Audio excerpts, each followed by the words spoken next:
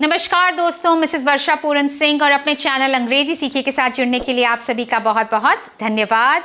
Channel को इतना प्यार देने के लिए, लाइक करने के लिए, शेयर करने के लिए और सब्सक्राइब करने के लिए बहुत बड़ा वाला थैंक यू आप सबको।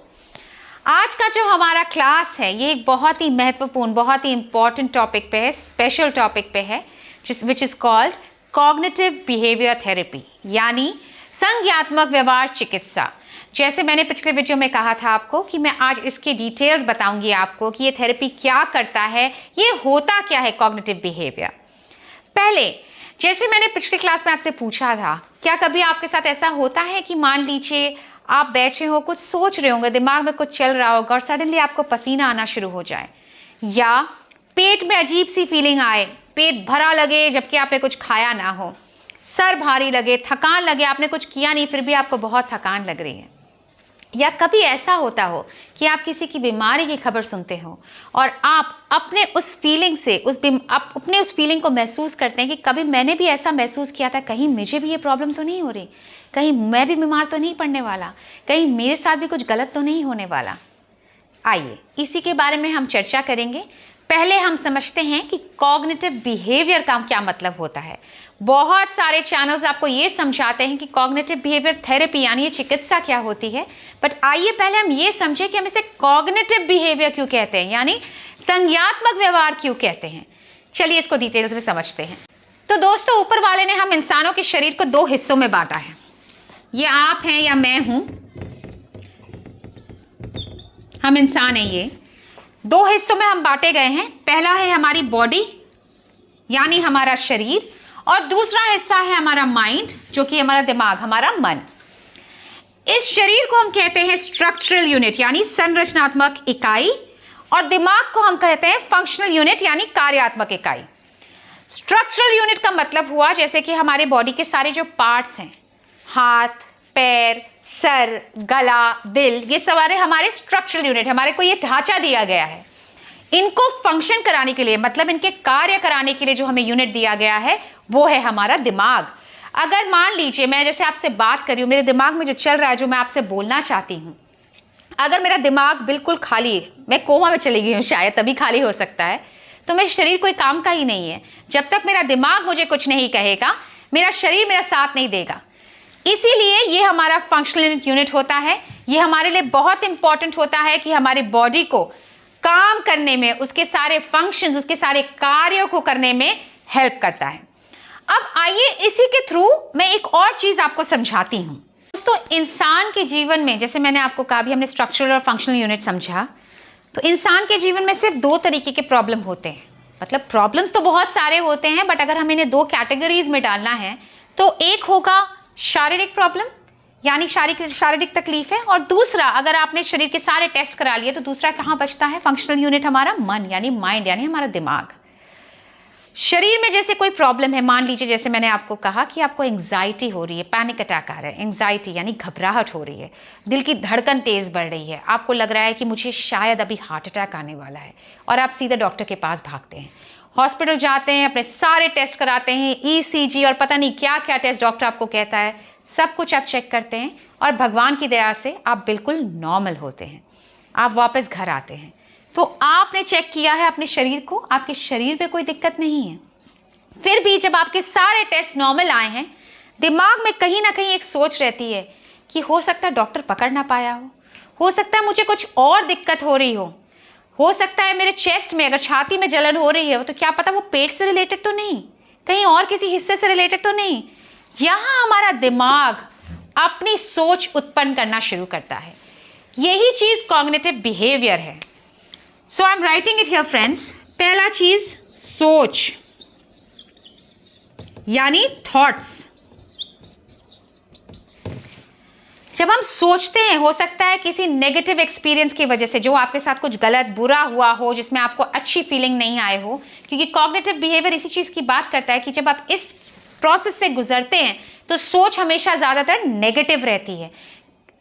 अब थॉट्स, आपके सोच जो आपके दिमाग में उत्पन्न हुए हैं, वो आपके दिमाग से एक इमोशन निकालेगा यानी भावना, फीलिंग, जो आप महसूस करेंगे।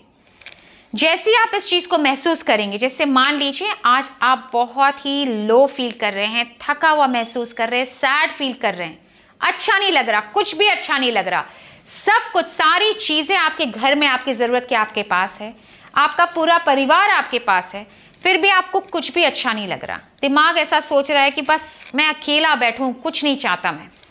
जब ये सोच आपके दिमाग में आती है और आप बहुत बुरा महसूस करते हैं, डिप्रेस्ड फील करते हैं, सैड फील करते हैं, दुखी फील करते हैं, तो उस समय आप सारी दुखी वाली चीज़ें याद करने की कोशिश करते हैं कि आपके साथ क्या क्या बुरा हुआ होगा। ये हमारा दिमाग है जो ऐसा सोचता है। मैं ये नहीं कह रही कि आप कोशिश करते हैं, पर आपका दिमाग ये सोचता है।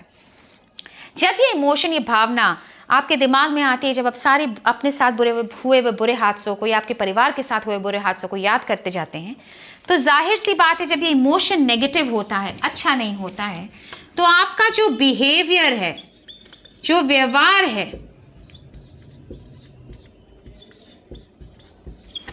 वो भी वही चीज दर्शाएगा। क्योंकि अभी आपका दिमाग दुखी है तो शायद आप दुख भरे गाना सुनना चाहेंगे, दुख भरे गाने सुनेंगे और रोएंगे।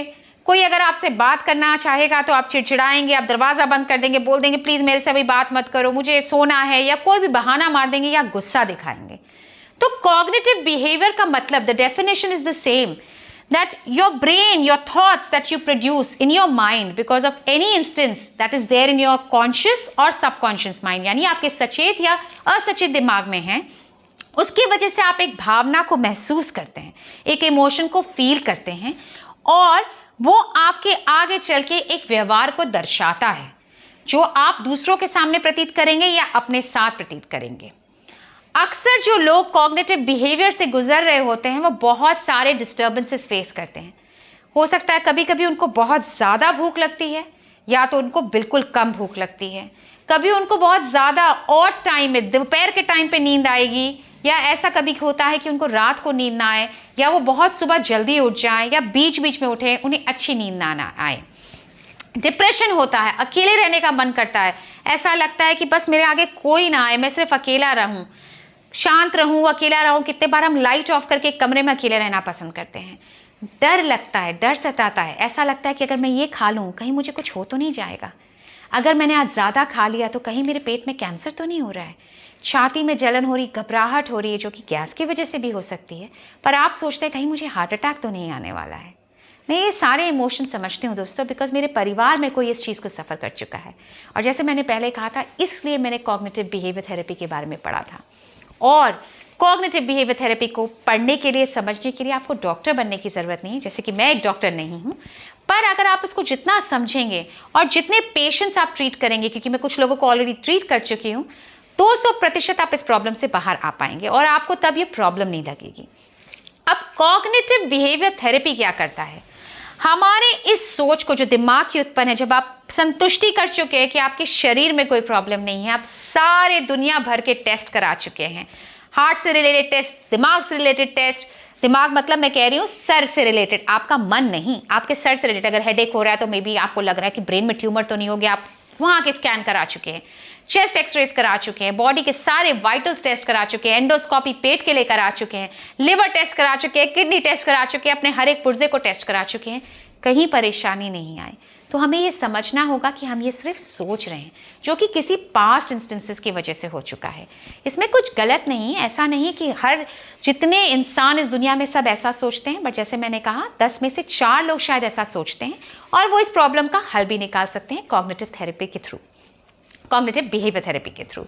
अब कॉग्निटिव बिहेवियर थेरेपी ये कहता है कि हम उस पैटर्न को चेंज करते हैं, जो हमारे नेगेटिव थॉट प्रोसेस, जो हमारा ये थॉट आता है, जो पैटर्न आता है, जो हमारे कॉन्शियस यानी सचेत दिमाग या सबकॉन्शियस माइंड असचेत दिमाग में है, वो हमारे उन सोच को तोड़ता है, काटता है बीच में, हमें समझाता है कि बार बार ये एफर्मेशंस, मतलब आपको ये बिलीव दिलाता है कि ये मेरे दिमाग की सोच है, एक्चुअल में ये प्रॉब्लम नहीं है। इन टेक्निक्स के थ्रू, इन थेरेपीज के थ्रू आप इन प्रॉब्लम से आसानी से बाहर आ सकते हैं, तब आपको ये प्रॉब्लम नहीं लगेगी।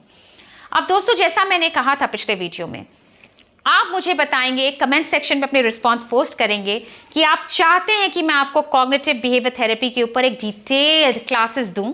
ये 20 क्लासेस का कोर्स होगा जिसमें मैं आपको पूरे अच्छे तरीके से स्टार्टिंग से, बेसिक से, रूट से, जड़ से आपको कॉग्निटिव बिहेवियर थेरेपी के स्टेप बाय स्टेप क्लासेस दूंगी।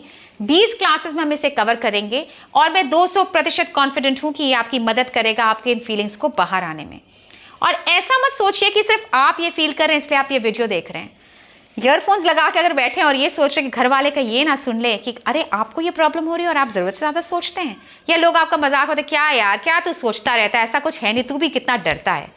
आप डरपोक नहीं हैं, ये आप नहीं कर रहे, ये आपका दिमाग कर रहा है। और आपको क्या पता जो आपके बगल में बैठा हो जिसने ईयरफोन्स ना लगाए हो, पर वो भी शायद घबराता हो किसी चीज़ से, वो भी शायद anxiety, depression, panic attacks feel करता हो। तो घबराइए नहीं, मुझे प्लीज़ कमेंट सेक्शन में अपने रिस्पॉन्सेस पोस्ट कीजिए अगर आप चाहते हैं मैं ये क्लासेस लूँ, क्योंकि अगर आप ये रिस्पॉन्स पोस्ट करेंगे, आपके रिस्पॉन्सेस मुझे यकीन दिलाएंगे कि आप मेरे साथ इस क्लास में जुड़ना चाहते हैं और मैं स्टेप बाय स्टेप आपके साथ कॉग्निटिव बिहेवियर थेरेपी के ऊपर सेशन स्टार्ट करूँगी। अपने फीडबैक ज़रूर पोस्ट कीजिएगा। इसी तरीके से मेरे चैनल को, अपने चैनल को लाइक करते रहिए, शेयर करिए, सब्सक्राइब कीजिए। मिसेस वर्षा पूरन सिंह के साथ जुड़ने के लिए, अंग्रेजी सीखे के साथ जुड़ने के लिए आप सभी का बहुत बहुत धन्यवाद। और सबसे ज़रूरी बात, खुश रहिए, मुस्कुराइए, किसी को वो पावर नहीं दीजिए कि वो आपकी खुशी को कंट्रोल कर सके। आप खुश रहेंगे तो लाइफ भी खुश अच्छी तरीके से व्यतीत करेंगे। Life is very beautiful my friends. ये हम हैं जिसको अपना थॉट चेंज करना है और हर चीज़ को अच्छे नज़रिए से देखना है। अपना ध्यान रखिए। नमस्कार।